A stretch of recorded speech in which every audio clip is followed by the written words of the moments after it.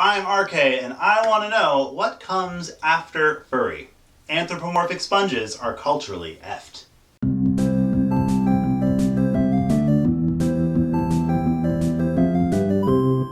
This week we are going to talk about the concept of post-furry. Firstly, a lot of what I'm going to talk about today is addressed already in an adjective species article on post-furry, which is a great read that you should check out. I've linked it in the description.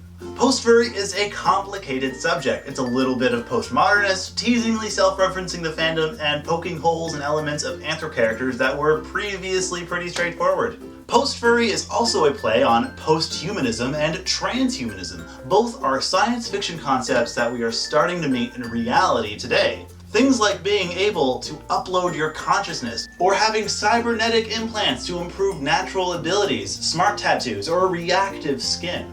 There are people in the real world who have implanted with Wi-Fi detecting magnets under their skin and other body modifications. It's not limited to cyberpunky futurist visions either. It can also be organic and fantasy focused, like magical abilities or telepathy, hypnosis, or being made out of a pool toy. It takes the furry aesthetic and builds on it, experimenting and expanding on it. It can be as simple as having blue fur, or as complicated as having no organs at all. So what about SpongeBob? How on earth does that deranged children's show fit the post-furry label? Well, WikiFur says that post-furry deals with themes of personhood, futurism, gender, the mind, rave aesthetics, anarchist philosophy, retrofuturism, and post-structuralism. I'm going to be looking at each of these themes one by one and use Spongebob Squarepants as the mainstream example. I am of the opinion that Spongebob Squarepants is a post-furry media. What I do not believe is that SpongeBob is post-furry. I'm simply using the show as an analogy to explain post-furry related concepts because I think there are a lot of parallels that are worth discussing. Personhood. Take SpongeBob. No furry would anthropomorphize a sea sponge, but in the past, artists have done things like jellyfish and lava lamps to create really cool aesthetics for their original characters. So what kind of person is SpongeBob? We know he's intelligent, he has his own thoughts and feelings and goals, and we know he can make the perfect Krabby Patty. Sea sponges don't have typical sensory organs. You can easily anthropomorphize something that already has eyes, but if it doesn't, it takes extra steps to humanize the object into something that an audience can relate to. Finding Nemo didn't anthropomorphize the sea anemone that the main characters lived in, so why did SpongeBob's creators decide to anthropomorphize him? There are avenues within post-furry that anthropomorphize trees and plants, but also inanimate objects. In a world where we have bipedal talking animals, would someone like Groot be so out of place? The future/retrofuturism. The show is incredibly furry, anthropomorphizing marine animals en masse, and it clearly takes place in the future. There are two main cases for this. One, Sandy Cheeks, the squirrel, is a scientist who lives in a biodome under the sea and wears a full scuba suit that resembles a spacesuit when she goes out into the water.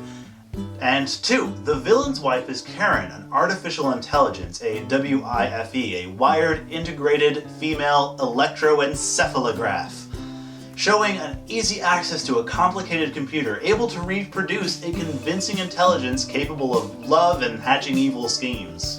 The Undersea Research Lab and the Rogue AI are high sci-fi concepts explored heavily in cyberpunk media. Gender. The show's creators have stated that being a sea sponge, SpongeBob was likely produced asexually from a parent sponge through budding. This was a result of an accusation from the Christian right that SpongeBob and Patrick the Starfish were lovers, and that the show was pushing the homosexual agenda. SpongeBob probably doesn't even have a sex or gender. He's not been romantically involved with any character, be it Patrick or Sandy.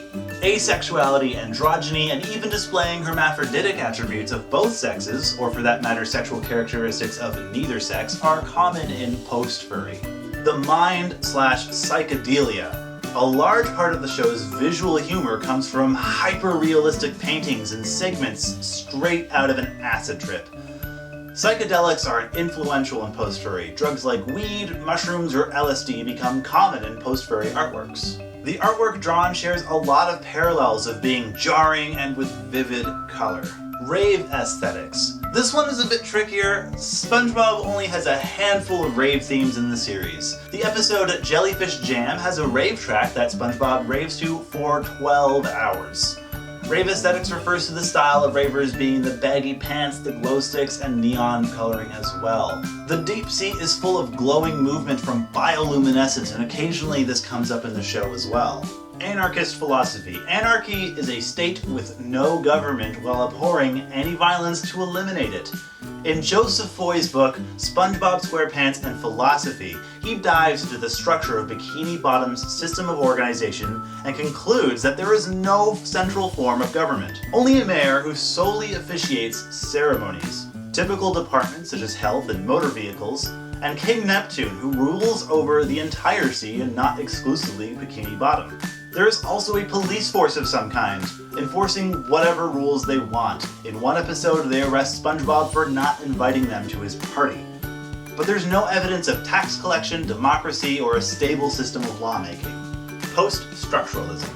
Structuralism is the idea that humanity can be studied based on the structure of culture and the design and formalities of things like language, differentiating between concrete reality and abstract ideas. Post-structuralism is a rejection of that idea, that any given work has no meaning or many meanings, and it can't be limited to formal structures because humans are emotional and chaotic beings.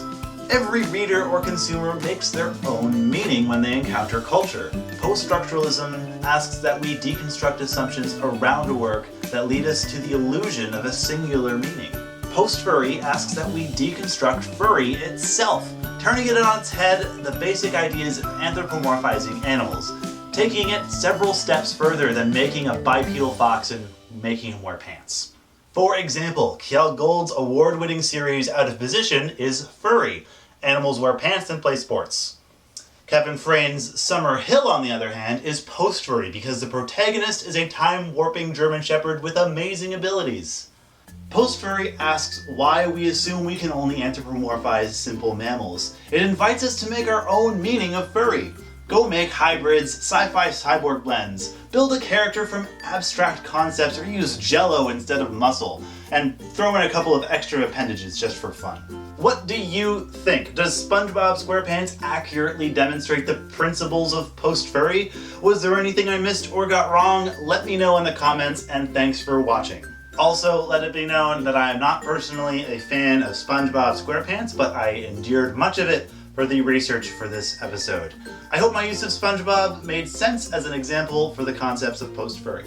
Hey guys, this is Underbite, and I'm here to give an extra special thank you to Elizabeth. She's been an incredible sponsor for our show through Patreon. She's also received several perks that we offer on Patreon. And if you want to be as cool as her, I recommend you get your tails over to Patreon and sponsor us there. Thank you very much. Culturally Effed this week was brought to you by these fluffy people and by our sponsors on Patreon. If you like what we do here, the best thing you can do for us is subscribe and share with your friends. If you want to support us in a more tangible way, we have a donate button at the top of our YouTube page and also a Patreon, where patrons get cool perks like priority episode suggestion and early access to our side series all about furries and sex called Culturally Effed After Dark. If you have an idea for a future episode topic, you can find us online at Culturally Effed on Twitter, Tumblr, Facebook, Furfinity, and Weasel. I've been your host, RK, and thanks for watching.